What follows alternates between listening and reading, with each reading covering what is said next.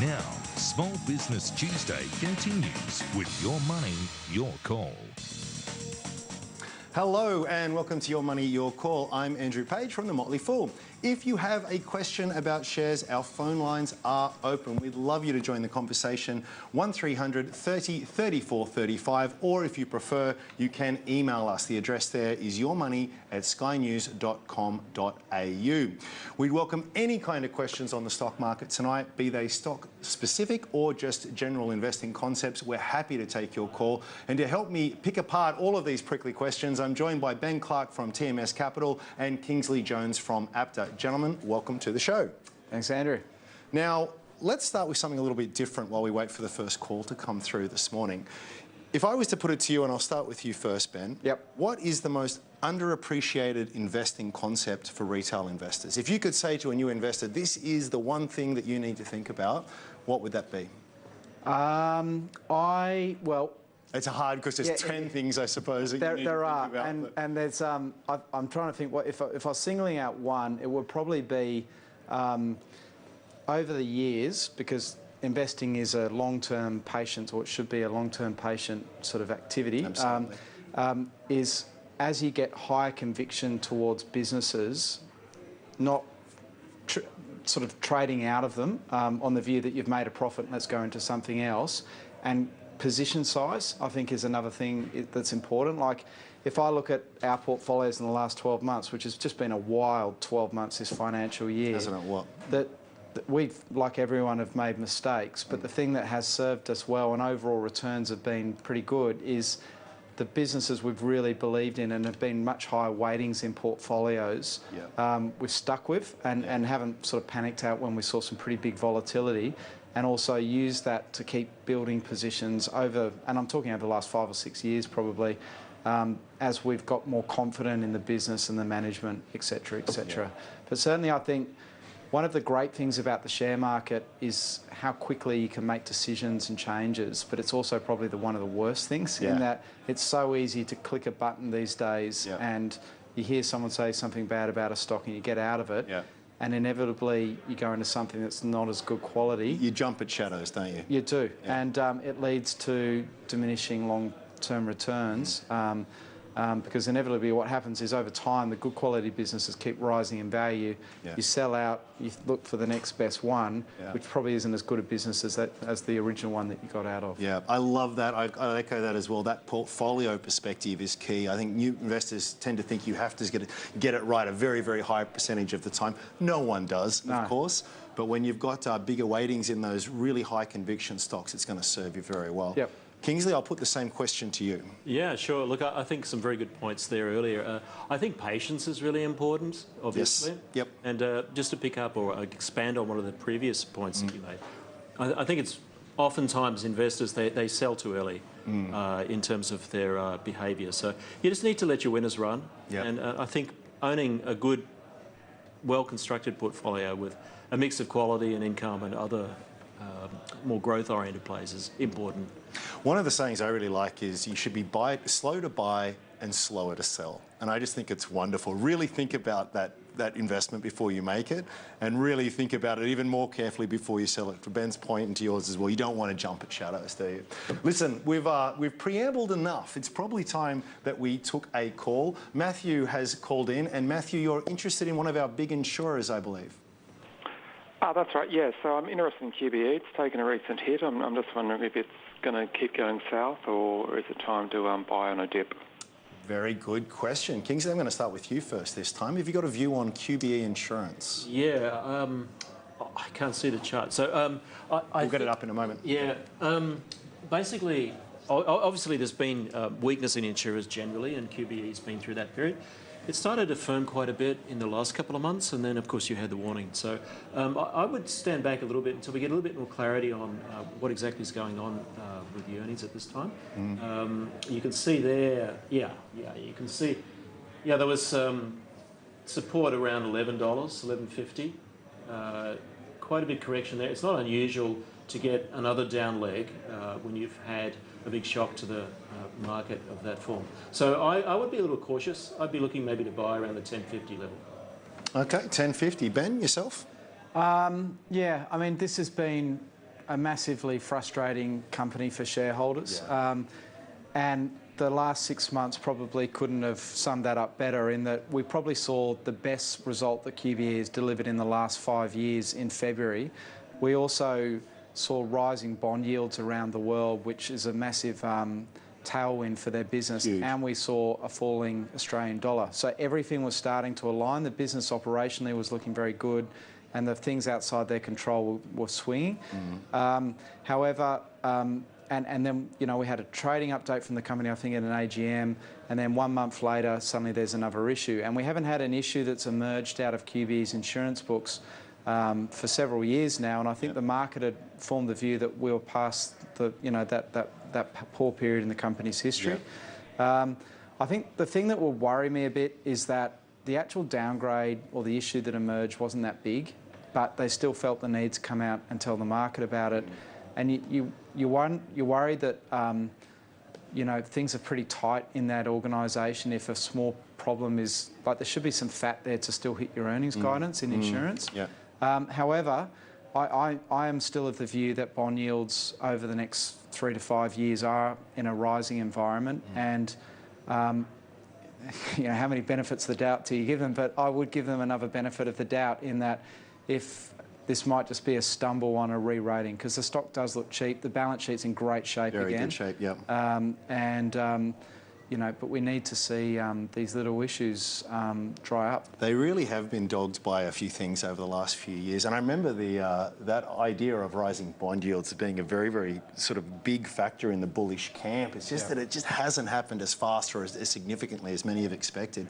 To QBE's credit, though, I guess maybe this is such a sign of its market dominance or pricing power, if you will, the fact that even though it's been dogged by all of these issues, over the last 3 years it's still outperformed the market, as I understand it, and those dividends have more or less come through pretty much every time. So it's something I think you can really easily lose patience with, but perhaps a bit of fussiness on the purchase price, and it'll give you a little bit of margin of safety, as they say. Matt, I hope that's helped you. Thanks for your call. We're going to go to another Matthew, this time in Adelaide. Oh, I'm sorry, I'm reading the wrong part of the auto cue.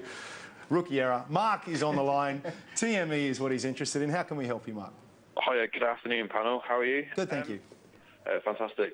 Please, can I have your thoughts with Trade Me and BWP Trust, please?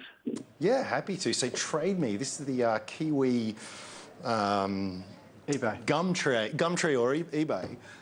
Seems to be very dominant, from what I understand, in that neck of the woods. Is it something you're familiar with, Ben? Roughly, Andrew. It's interesting. The Kiwis tend to carve out these businesses that seem to buck the trend of the global behemoths. True, yeah. It says something about their nature, I think, or supporting their own businesses. Trade Me is, you know, effectively the REA, the car sales, the eBay of New Zealand. Yep. And it's done an amazingly good job.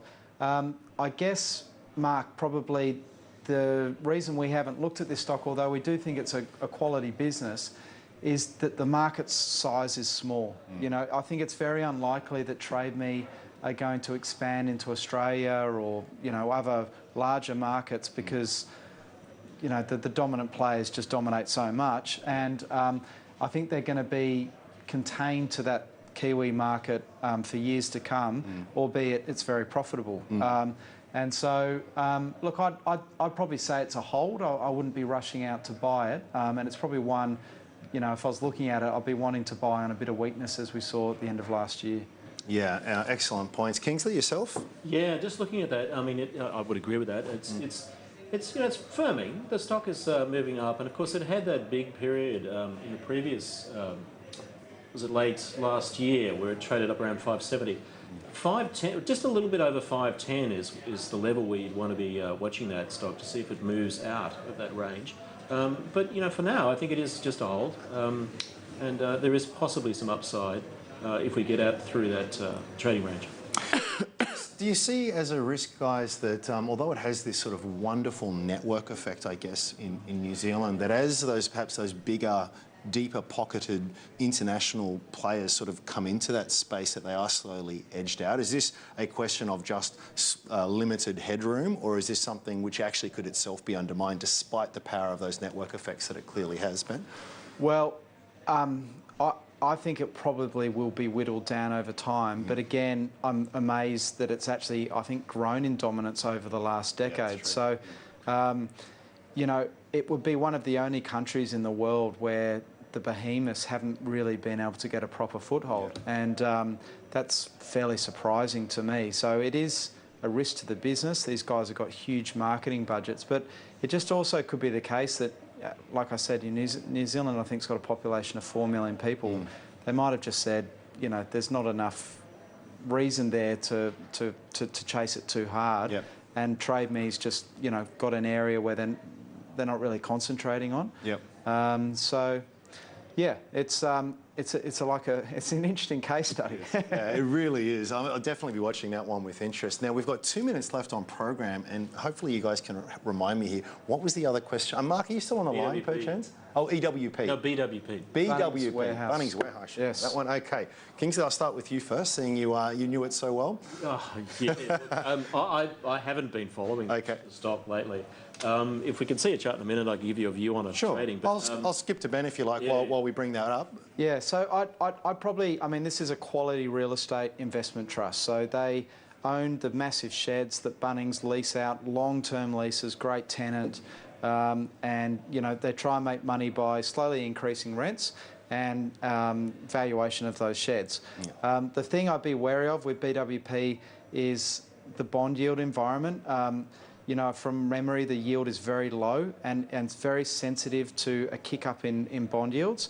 And the other thing that's always worried me a little bit about this thing is like the relationship between Wesfarmers and BWP. You know, Wesfarmers doesn't want to pay more rents, but it's the largest shareholder in BWP. 20% holding, I think, yeah. So actually, I went to the Wesfarmers Investor Day, and David Errington, who's one of the sort of big analysts in the sector, sort of did bring up the point, like, why do you guys still own that? Why wouldn't you sell it? And it was an interesting thought.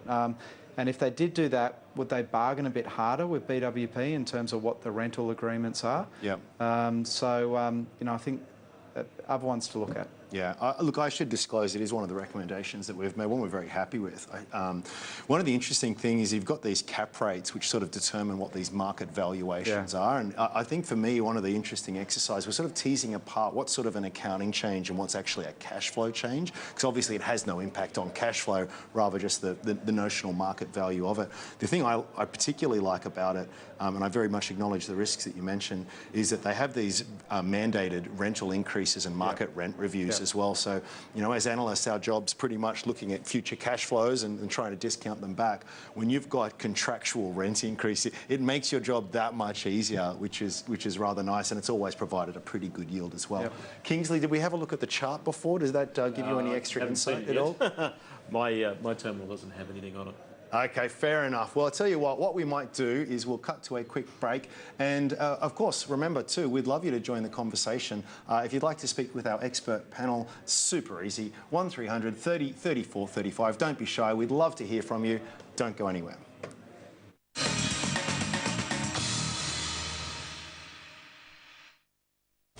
There's tough. And then there's a new breed of tough. The new Amarok, now standard with App Connect and rear view camera.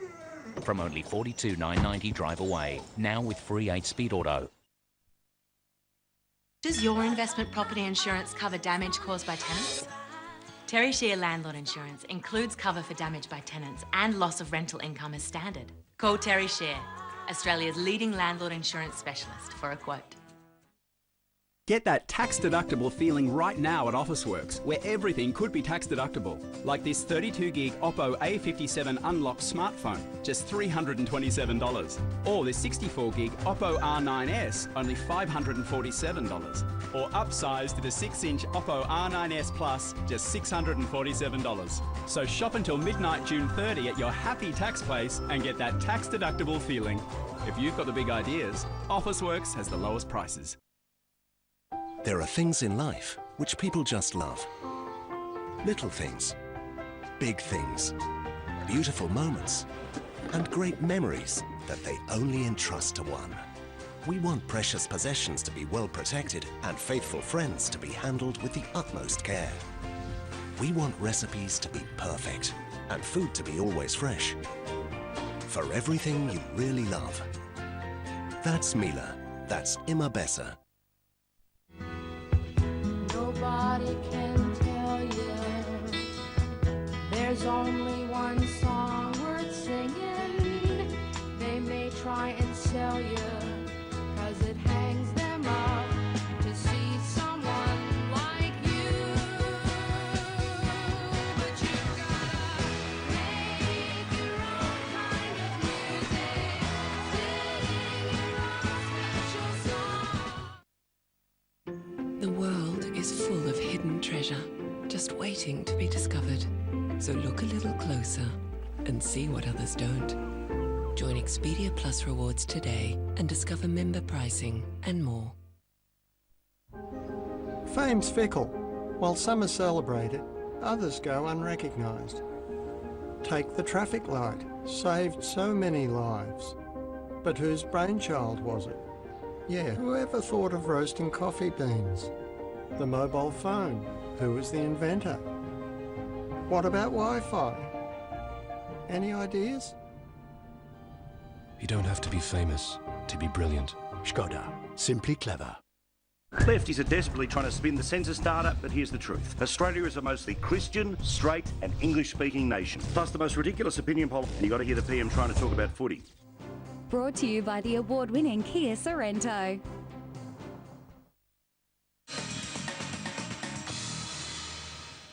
Well, welcome back to Your Money, Your Call. I'm Andrew Page from The Motley Fool. We are live and still taking your calls. That number, again, it should be on the bottom of your screen, 1300 30 34 35. That email address, again, yourmoney@skynews.com.au. Now, Harshal has called in, and Harshal, you're interested in a little fast-growing stock in the healthcare space, I believe. Yeah, so I've got two stocks. One is Nanosonic, and the other one is Star Entertainment. The both of them have scaled down like around 20 to 30%. So what does the panel think? Are both in sort of a buying zone at the moment? Very good question. Yeah. Is this a pullback to take advantage of, or is there more pain to come? Might be another way to put this one. Take your pick, Ben. Which one would you like to go with? I'll go Star. Go with it. So Star's obviously been hit by the fact that China's had this massive clampdown on gambling, or people leaving the country to go gambling. Yep. Capital outflows. Capital outflows. I mean, with the Crown arrest, sentencing was all yesterday. So my view on the casino operators, Star, I think, has got a really attractive asset. It will face competition, I think, when Packer opens up at Barangaroo. Yep. And that is a sort of a bit of a longer-term threat. But I think the more immediate issue for the company is that VIP gambling is a very profitable and very large part of these guys' books. Yeah, right. And if you look at the numbers, I think it's almost alarming how quickly that fell away. And you know, having watched some of these reports and listened to some people in that industry, one comment that stuck with me was from a Macau gaming analyst who said a Chinese billionaire going and gambling at a Melbourne Crown casino at the moment wouldn't be too far off committing suicide, in that he'll get home and the authorities will have tracked him and have said, where did that money come from? Oh, geez. Why were you gambling? Okay. So it's real, and so but that will let up, I think, at some stage. We've seen upturns and downturns in this industry, and arguably you take advantage of downturns like this, but it might be more protracted. So I wouldn't. So it might be that previous levels were sort of artificially elevated, as opposed. I think so. Right, okay. Yeah. Okay. And there is competition on the horizon. It's you know, it's got a smaller casino up in Brisbane and I think down in Adelaide, or Darwin, but the Sydney casino is the bulk. I'll put you on the spot here, and I only ask out of personal interest, but is there much capital expenditure requirement for them at the moment? I know that you need. There's a lot of ongoing investment to make sure your casino looks nice and and the rest of it. But once you've spent a bit of money, sort of off the hook for at least a few years, do you know where they're sort of at in that cycle? I think they've gone through that. So 2 or 3 years ago, they went through a pretty heavy capex cycle. Updated a lot of the hotel rooms, did a big refurb, a lot of new restaurants, etc. Tried to make it more of an entertainment precinct, which I think's worked to an extent. Anyone that lives in Sydney, I think, would admit that going to the Star is not the glamorous night out it's portrayed to be. No. No offence to Matt Becker, but so it's not one I'd be rushing into. I don't think it's a buy at the moment. Some good comments. Kingsley, do you know about Nanosonics? I might, because we had two there. Sure. Unless you've got something to say on Star. Oh, well, the Star looked quite weak, actually. I think it's pricing what you're saying. And with Nanosonics, I don't know very much about the stock. I understand it's a medical equipment technology stock. It's had, obviously, a really, really good run over the last couple of years. Pulling back to support around 250. It's delicately poised, actually. It's not unusual when you get these big runs for a stock to pull back some, and around 240 is really, I think, the critical level where you get a little nervous that maybe that's correcting off of that big run. I don't know too much about what's actually happening on the fundamental side with this company, but I'd be a little bit cautious buying now. I'd wait a little bit and see if we hold that 250 level, with maybe 240 as the next level that you'd be interested in maybe seeing if there is buying support coming to it. Gotcha. Yeah, look, I can speak a little bit to Nanosonics. Not too long ago, I sold out pretty recently. For nothing to do with the company whatsoever. I just need to free up some capital for some other things. But it's a business that is growing at extraordinarily fast rates. I mean, the revenue, the top line is just going gangbusters, to use the technical term. And because of the very sort of the huge degree of operating leverage they have, it means that profit is growing at very, very high rates as well. So they're going to tip into profit very soon, and then it's going to really, really take off. The thing I really like about it is a very, very high degree of recurring revenue that they got. So this is sort of the razor and blade model, as it's so called. You buy the machine, and then you're on the hook for all the consumables that you need to have as well. And even better than that, perhaps, or equally as good, is you've got a very strong regulatory tailwind here of a lot of hospital authorities saying that we need to have these automated sterilisation, and the machine they make is a thing that sterilises probes, gets rid of the human element of it, means much higher levels of safety and the rest of it. For all kinds of litigious reasons and whatnot, hospitals are moving in that direction, and so this thing is being taken up very quickly. It is a one-product company, and that's something to be aware of, but a very big first-mover advantage and the rest of it, and they are doing a bit of R&D into some other areas, so something worth watching. I think the one thing that always gets people, not just with Nanosonics, but with all of those kinds of businesses that sort of fit that mould, is they just look insanely expensive, like crazy expensive. Price-earnings ratios and price-to-sales ratios really, really, really high.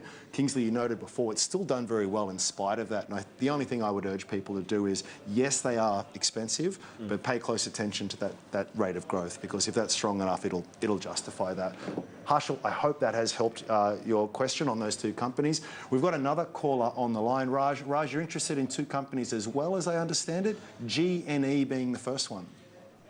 Hi, Andrew and the panel. Yeah, I've got two stocks that I'm watching carefully that are on my radar. One's an ETF called Magellan Global Equities. It's MGE's the ASX code. And the other one is I don't have any exposures in utility sector, so I'm looking at Genesis Energy because I think the dividend's quite good there. So I just wanted to ask the panel their views on the ETF and Genesis Energy. Yeah, great question. Really two sort of ends of the investment spectrum here. Kingsley, I'm going to go to you first this time, and I'll give you a pick of whatever one you want there. Any that's right? Yeah, I won't speak to Magellan because, of course, that's really an equity fund. So you're taking a view on Hamish & Co. About Genesis, though, it's a pretty interesting development.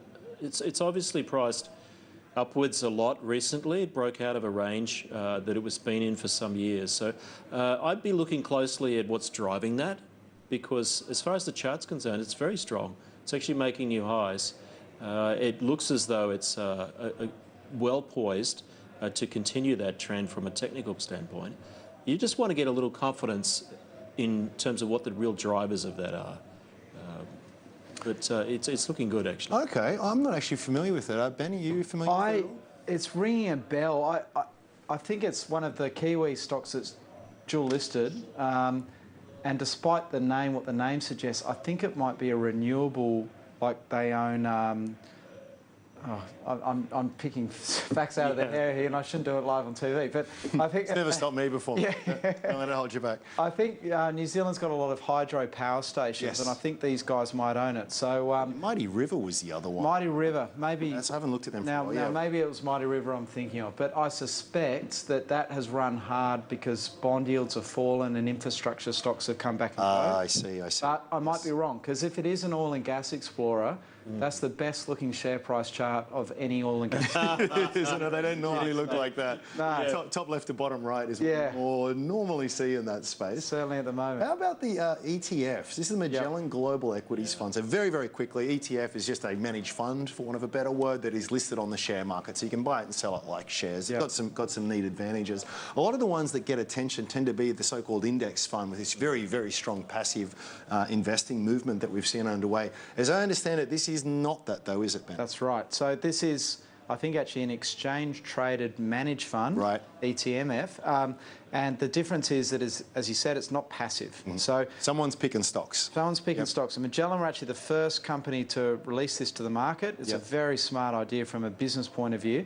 So what the option you've got is you can put money into their unlisted Magellan Global Fund, and they found a way where they're actually the market maker, and whatever the unit price of that fund is, they'll make a market either side of that, and you can buy and sell units in that fund on the share market. Oh, is this one and the same?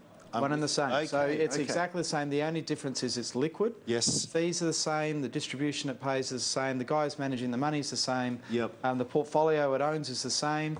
So and a pretty good track record too, as I understand it. Yeah. Look, I think Hamish has probably had a poorer last year, although the price has actually been good, but he's actually underperformed the market in the last 12 months. Okay. But the longer term track record's been really good.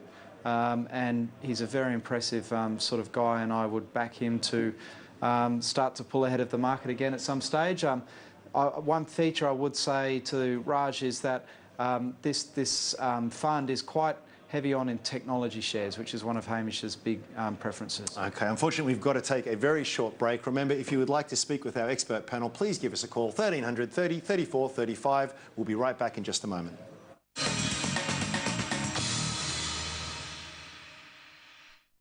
You know that business, the one that's known for that thing, that's something special. Like cargo crew, work uniforms that actually look good. Genius. Started small, got big. This big. With a little advice and Skype for Business Online from Telstra, make global orders from the lounge room. See, long-distance relationships can work. But you know what? This business started like yours. Be that business with the tools to help you thrive. Golfbox's mid-year price slice is on now. Huge savings on everything golf. Clubs, bags, balls, clothing, shoes, everything's reduced. Plus free Air Express delivery Australia-wide. Shop now and save at golfbox.com.au. There's tough. And then there's a new breed of tough. The new Amarok, now standard with App Connect and rear view camera. From only $42,990 drive away. Now with free 8-speed auto.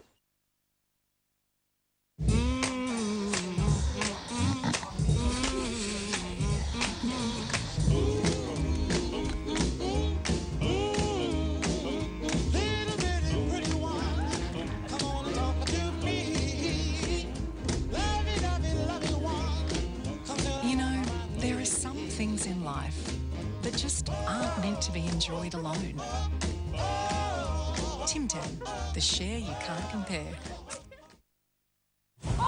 As a landlord, there will always be life's unavoidable accidents. Cover your investment property with Terry Shear's award-winning landlord insurance from just $1 a day.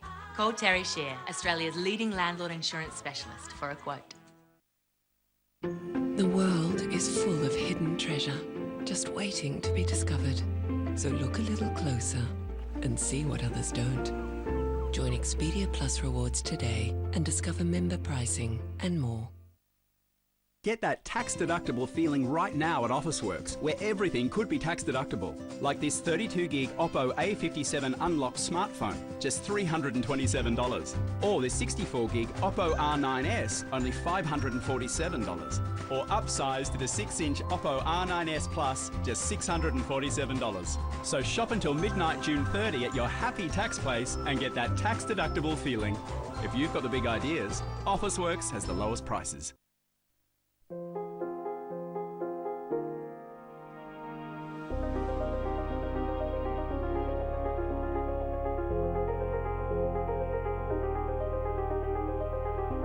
We know you've always worked hard for your money. Isn't it time your money worked hard for you? Invest with La Trobe Financial, trusted by Australians for more than 60 years and judged Money Magazine's best mortgage fund 8 years in a row.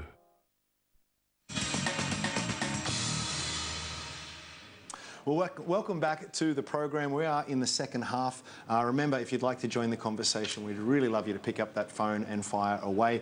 We've got a couple of the industry's best and brightest here to help me answer the questions tonight. I've got Kingsley Jones from APTA and Ben Clark from TMS Capital. That number to dial, again, very easy, 1300. You know how to use a phone. 30 34 35. That email address is yourmoney@skynews.com.au. And we have Christy on the line. Christy, welcome to the program.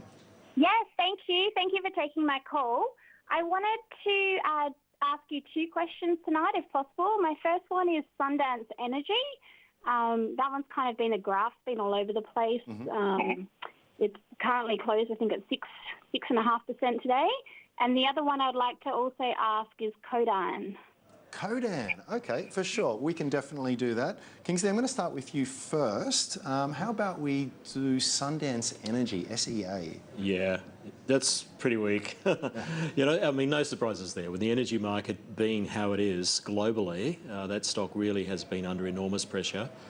Yeah, look, you just have to be careful with this stuff. You're making new lows. 2009, I think, was the lowest for this stock. So purely on a technical basis, it's going to be testing around 5.5 cents. But that's a fairly ugly trend at the moment. You'd want to see this stock put in a base, and it will take some time, I think, for a recovery in that. For my 2 cents, I think there's that, and there's also, you'd like to actually see them make some money. And this isn't to be too harsh. They are trying, as I understand it, develop offshore platforms. Sure. So phenomenally expensive, hit and miss.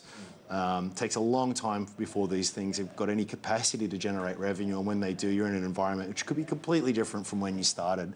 It's a little surprised that when you look at the long-term performance, so you've pointed out, Kingsley, not a great run of late, but you know what, that extends back 3, 5, 10 years of all the time frames that my system's throwing up, highly negative. Sure. And lots of share issues along the way. Very, very tough game. So just bear in mind, Christy, it's super, super high risk. Let's go to something else. Speaking of high risk, sorry, what was the other one? I've gone blank. Skyans. Codan, sorry. Yes. Yep. That's why I got mixed up. Now, Codan, yes, I believe, are metal detectors? Yes. Is that correct? And I think they also, like, I don't know a lot about this company, Andrew, but I think they also do radio technology. That's correct, so, for mines. For mines. That's right, you're reminding me now. Yep. Even industrial, so guys needing to speak to each other on walkie-talkies in middle of nowhere where there's no phone reception. It's a pretty important thing to have. Actually, look, I've very loosely looked at that, so Christy, take this all with a grain of salt, but I think this is quite a good business, but it's very cyclical. And I think what you're seeing probably happen is the market has already priced in, because I think it's had quite a good run, has already priced in, you know, a resurgence of activity in mining and in mining services. And this is one of those businesses out there that just a small increase in activity equals a lot of operating leverage. A lot of it drops straight down to your bottom line. Yep. And I think the market has probably priced in a lot of good news already developing that might not have even developed yet. So I'd be careful of this one at this level. Yeah, I think that's one of those very interesting observations. You can look at something like Codan, which has been around for a while. Yep. You know, they're making money. They've been pretty successful, but they're just extraordinarily cyclical. And the trouble is that when you're buying things after it's had its run up, after the earnings have come in well, you're sort of buying something at a high multiple when earnings are already high. And so when things turn, as they invariably will at some stage, and maybe that's 5 years away, maybe it's tomorrow, but you get that fall in earnings and the fall in the multiple, and it's that leveraged effect, so it can be really, really brutal. So I think going into that, you need to be pretty overtly aware that that's a potential. Kingsley, anything else to add? Not really. I mean, it has been a very cyclical stock over the years. And the thing that I would point out is when you do get stocks of this nature where it's actually having a bit of a sweet spot now, the best thing to do if you own it is to just really run a trailing stop on it. Okay. So just be mindful that that trend, when it reverses, it's probably as a result of what we're discussing, right? A change in cyclical conditions. So it's a really good idea, just if you're owning it, just to put a stop some distance below that. And I'd be cautious with this stock. I would probably set the stop now around $2. It's now about $2.21. So that's about like a 10-15% trailing stop. Okay, not bad at all. Okay, well, hopefully that has helped you, caller. We're going to go to another caller now. Elizabeth is on the line. Elizabeth, what company has piqued your interest? Hello. Look, it's Origin Energy. Maybe I've done the wrong thing. I bought them at $7.98 in May, but I did buy them for the longer term. Can you give me information on it, please? Yeah, happy to do that, Elizabeth. And you know what? I feel your pain. Isn't this so often the way? You go into an investment for all of the right reasons. I want exposure to one of these big Aussie companies. I want to sit on that for the long term. I want to collect the dividends along the way. And then the damn thing drops 20% on you, you know, or 30%. And often it's because there's been a little bit of bad news, and maybe that's exaggerated. Sometimes there's no news whatsoever, or whatever news is out there is completely irrelevant.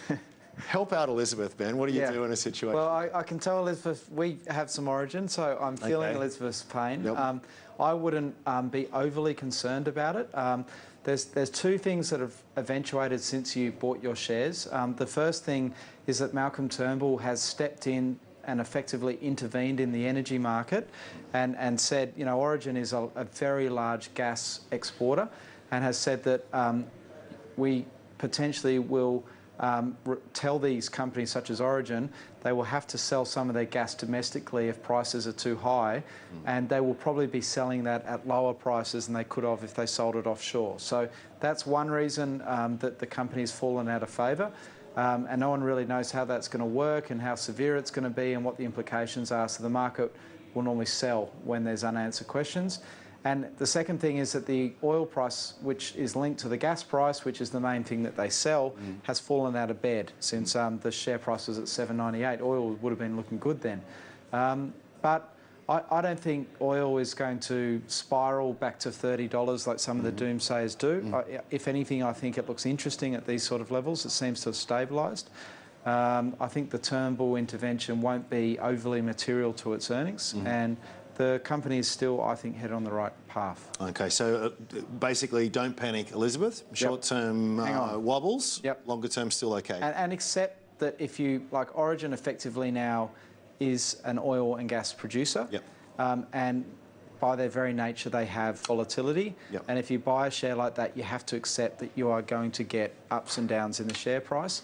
But I still think there's a good long-term reason to be there. Yeah, probably a good reminder to not have all the proverbial eggs in the one basket there, maybe spread it around a little bit. And don't just buy 10 oil and gas plays either. It's probably something else should be mentioned, because you're not very well diversified if you do that. Kingsley, what do you think about Origin? Yeah, look, I think that move downwards is completely consistent with what we've seen in the stock price volatility. I think around $6 is the level where you'd start to really pay attention on this down move. But I think it'll probably turn before then. I mean, that trend is intact. It's obviously a value play. We've got some short-term weakness in oil. I'd expect buyers to be coming in around $6.50. $6.50. Okay, look, we've got 4 minutes before we have to catch the next break. So let's take a quick email now, and it's from Andrew, not me. And Andrew asks, can I please get your thoughts on RXP services? No further information there. Ben, are you familiar with RXP? Not really. I know they're sort of a consulting business, Andrew. Okay, yes. I think it's very thinly traded, and I really couldn't offer too much more than that. I can confirm that, yes. Very thinly traded. Yeah. Kingsley, what does the chart tell you, if anything? Same thing. You know, this stock has, look, it had a pretty good recovery from 2015 through 2017. You're really correcting off of that great run from 35 cents up to about $1. There's some minor support at around 70, 73. That's where we are now. You'd want to see it turn at that level. So I'd start to get a little concerned about exiting this position if it fell much below 70 cents. But we're pretty close to that now. So monitor the fundamentals, have a strong view on what you think is driving the recent performance, and be alert to any further push below 70 cents. Yeah, look, I'm not too familiar with it either. I can tell you, though, just having a quick gander while you guys have been talking, it's been listed relatively recently, either 2011 or 2012. And frankly, it's done pretty well. We've seen the top line grow, in fact, almost double over that time. We've seen earnings do rather well also. They've even started paying a dividend, which is a good sign. So things seem to be lining up there. I guess one of the things I could say, not in relation to RXP, but just in relation to Ben, you mentioned they're a consulting service. They're in the ICT, information communication technology space. Is one of the things to be aware of there is that they're a people business. There can be a lot of sort of flex there. So as lots of work comes in, or your staff are a little bit more busier, but your costs don't really move too much. So to use that term before, a lot of that money drops to the bottom line. We saw this actually with the mining services companies where things are going well. Not only that, when there's lots of work coming through, you can be very picky with the contracts that you take. You can ask for more money and things go really well. The thing to bear in mind with this is that when the work dries up, you have a lot of expensive consultants that you're paying to twiddle their thumbs. And you've got a lot of your competitors in the same situation who are all of a sudden prepared to take work at lower levels than they were before. So again, that can all fold against you very, very quickly. So bear in mind, Andrew, if you're watching, that if you're interested in a company like this, that it's wonderful when there's a wind at your back. It can be very tough when the wind, when you're sailing into the wind, and hopefully that helps you out a little bit there. We've still got time. We're not talking for long enough, guys, so we better take another very, very quick email. Bob has asked, I would love to hear your thoughts on two companies. We might just get to one before the break. Aconex and Resolute Mining, and because I've got a bias against mining, I'm going to make a captain's call here and say Aconex. Ben, tell me a bit about Aconex. Yeah, I had a client ask me about Aconex today, actually. So Aconex provide a software solution, SaaS is the popular name for it, where construction firms can monitor the construction of projects, and everyone can look at things and invoices can be paid and all that sort of thing. It offers a huge potential. It's had a bit of a rough track record in recent times. It still trades on a very high earnings multiple. I think it is potentially going to be a very good long-term quality business, but it's just a bit unclear in the short term. I'd avoid it for now, and actually the thing I said to a client was the one I really like in this service as a software area is a company called WiseTech. Oh, WiseTech, I agree. Yeah. So they're in, they do something similar to building, but they do it for logistics businesses. As parcels are moved around the world, like DHL and Toll need to track their movements as they all use increasing numbers of couriers, etc. It's getting very complex with duties and all that sort of thing, tariffs, and